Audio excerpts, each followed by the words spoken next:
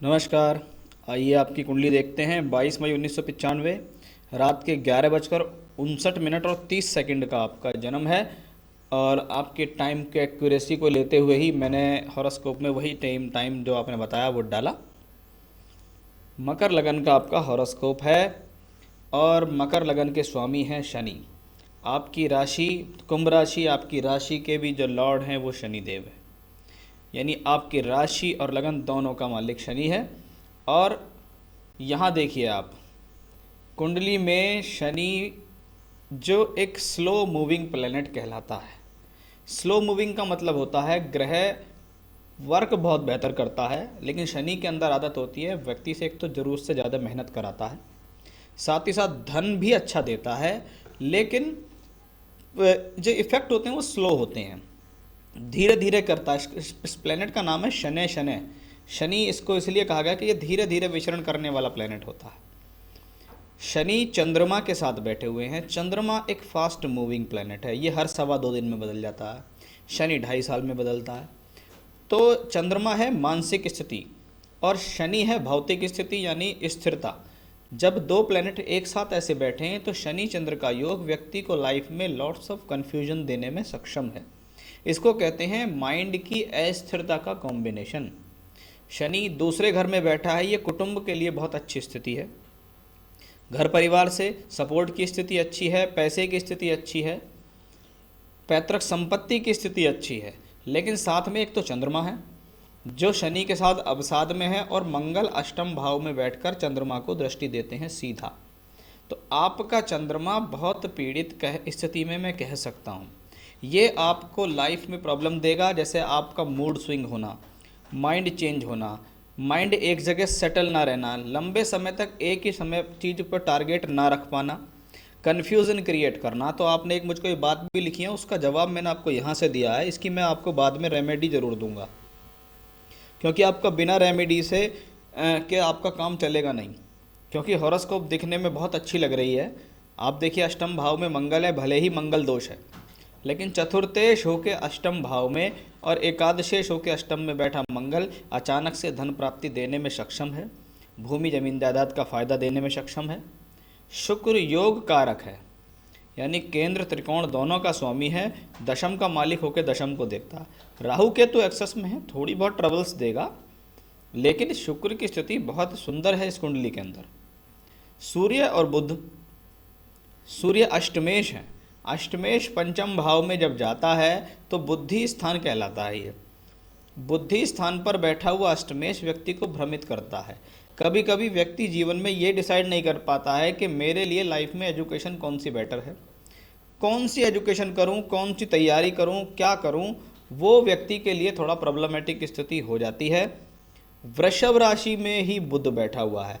जब पृष्ठोदय राशि के अंदर कोई प्लेनेट बैठता है, खास तौर पे बुध जो कि बुद्धि का कारक है, ऐसे लोगों का जो दिमाग की स्थितियां हैं वो थोड़ा सा लेट चलती हैं। लेट चलने का मतलब है जीवन में जो आइडियाज़ हैं वो थोड़ा सा लोगों को लेट आते हैं, उसके कारण उनकी प्रगति थोड़ी स्लो हो जाती है। बृहस्पति को देखिए आप, बृहस्पति एक तो द्वादश तृतीय है, अच्छा प्लेनेट स्वामी नहीं है। वृश्चिक राशि में बैठा है, मंगल की राशि में, मंगल से दृष्ट है तो शनि से भी दृष्ट है। अब बृहस्पति को कहा जाता है कोष कारक, कि जीवन में पैसा देना, पैसे को स्थिर रखना बृहस्पति के हाथ में होता है। तो 11वें घर में बृहस्पति दो अशुभ ग्रहों से पीड़ित है। जीवन में पैसा कहाँ खर्च करना है, किस तरह खर्च करना है, पैसे का संचय कैसा करना है, कैसे जोड़ के रखना है, ऐसी स्थिति भी आपको जीवन में प्रॉब्लमेटिक होगी। संतान का कारक भी बृहस्पति है। आप देखिए आपकी नवांश कुंडली में भी शनि और मंगल दोनों बृहस्पति को देख रहे हैं, तो यहाँ पंचम भाव में पीड़ा आ रही है, संतान के लिए फिर स्थिति दिखती है। अब ऐसी सिचुएशंस जब बार बार किसी भी हॉरोस्कोप में हो तो आप जिससे भी विवाह करें उसकी कुंडली में संतान का योग जरूर देखें कि भी संतान योग कैसा है, होगा या नहीं होगा, क्योंकि आपकी तरफ से प्रॉब्लम के साथ संतान का योग दिखाई दे रहा है। तो ये ग्रहों की स्थितियां हैं। अब बात करूंगा मैं दशाओं की। आप 24 साल के हैं, 25 साल के इस बार 22 मई को हो जाने वाले हैं। शनि की आपको महादशा चल रही है। शनि लग्नेश द्वितीयेश है। लग्नेश का दूसरे घर में जाना व्यक्ति को कुटुंबवादी बनाता है, कुटुंब के प्रति रुझान बनाता है, यानी व्यक्ति स्नेही होता है, घर परिवार से प्यार करने वाला होता है। लेकिन साथ में चंद्रमा का योग, अब चंद्रमा सप्तमेश है, चंद्र शनि का योग शास्त्र में विष योग कहलाता है, मंगल की भी दृष्टि है, तो ये लॉट्स ऑफ कन्फ्यूज़न देगा आपको। और उसी शनि की आपको दशा भी चल रही है। अभी आपको देखिए 13 मार्च 2020 से 22 अप्रैल 2021 तक आपको दशा आई है शनि में मंगल। एक तो मंगल अष्टम में है, अष्टम में बैठा हुआ अशुभ ग्रह तो वैसे ही लाइफ में अड़चने देता है। अब वही शनि को भी देख रहा है, चंद्रमा को भी देख रहा है। 7.5 आपको शुरू हो चुकी है क्योंकि शनि गोचर में यहाँ आ गए हैं। तो चंद्रमा से द्वादश में शनि है, 7.5 शुरू हो चुकी है। अब आपकी 7.5 पूरे 7.5 साल चलेगी। इसमें आपके साथ कोई बड़ी हानि नहीं होगी। क्या होगी वो मैं बताता हूँ। पूरी 7.5 में आपको कन्फ्यूज़न होंगे, स्थिरता में कमी आएगी, दिमाग की स्थिरता में कमी आएगी। वही एकमात्र प्रॉब्लम है इस कुंडली की। अगर वो स्थिति सुधर जाए तो व्यक्ति जीवन में बहुत अच्छी तरक्की कर सकता है।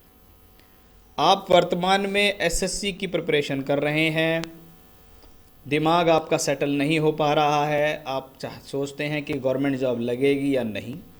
आपके ऊपर ये भी प्रेशर है कि घर परिवार में अन्य लोग बिजनेस करते हैं तो वो कह रहे हैं तुम हमारे साथ आओ, हमारे साथ काम करो। तो मैं आपकी दशाओं के आधार पर आपको बताता हूँ कि आपको आखिर करना क्या है। देखिए, शनि में मंगल की दशा आपको यहाँ चल रही है।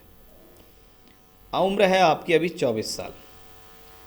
शनि में मंगल, उसके बाद आएगा शनि में राहु। ये जितनी भी दशाएं आपको आ रही हैं ये कहीं ना कहीं आपको तरक्की तो देंगी, ठीक है।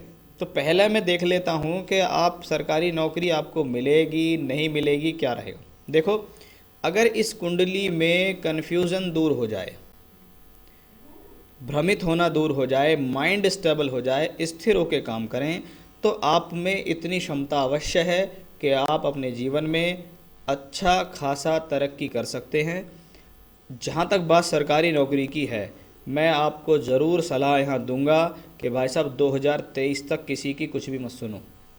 जो कह रहा है उसको कहने दो, अपनी पूरी क्षमताएं आप सरकारी नौकरी के प्रति झोंक दो, क्योंकि 2023 तक बहुत अच्छा संयोग आपको सरकारी नौकरी का है। किसी की बातों में मत आओ।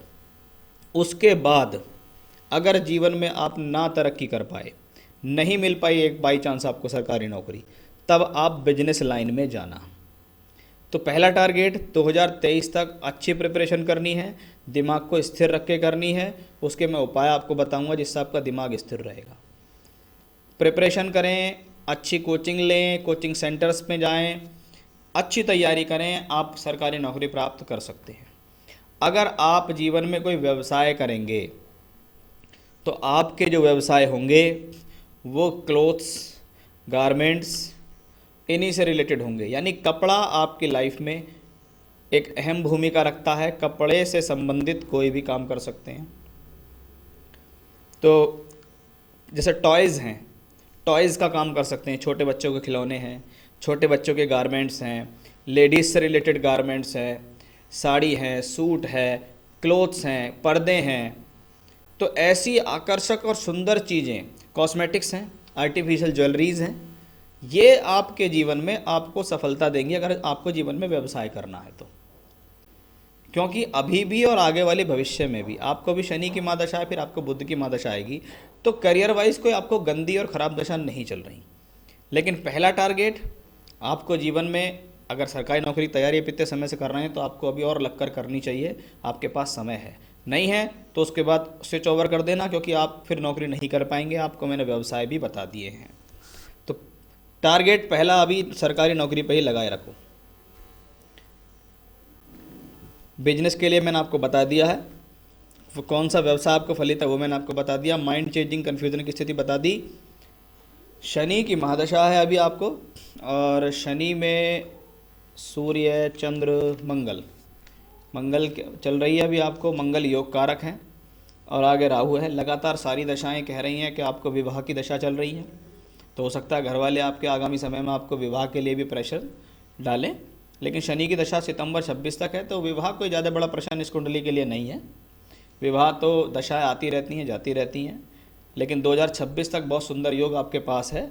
विवाह तो निश्चित होगा, इसमें कोई संदेह नहीं है, और कोई खराब वैवाहिक जीवन वाली ये कुंडली भी नहीं है। बस आपको अपने माइंड पर कंट्रोल करना है कि आप उसमें एकदम ऐसा ना हो कि बिल्कुल सुस्त हो जाएं या एकदम चिड़चिड़ाहटपन वाले हो जाएं, उनसे आपको सावधान रहना है। अब मैं बताता हूँ आपको रेमेडी।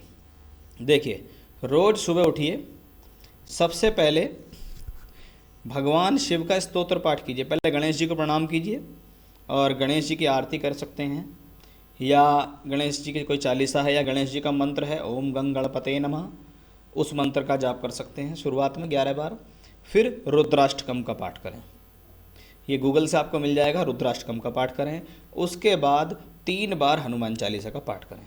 तो पहले गणेश जी की आराधना, फिर 1 बार रुद्राष्टकम, और 3 बार गणेश हनुमान चालीसा का पाठ करें। शनिवार की शाम को सरसों के तेल का एक दीपक मिट्टी के दीपक में आपको जलाना है, पीपल के पेड़ के नीचे जलाना है, शाम के समय जलाना है, और जोत जलाने के बाद वहाँ पर आप खड़े होकर हनुमान चालीसा का पाठ भी करें। ये रेमेडी आपको निरंतर करनी है, कम से कम 3 वर्ष तक। और एक अच्छा सा पन्ना धारण कर लो, एक अच्छा सा पन्ना रत्न धारण करो, सीधे हाथ की चांदी की अंगूठी में। आपको मिल जाए तो ठीक है, नहीं तो मुझसे आप अच्छी क्वालिटी के नग ले सकते हैं। सर्टिफाइड स्टोन मैं आपको रिंग बनाकर आपके एड्रेस तक प्रोवाइड करा सकता हूँ। तो ये उपाय करो।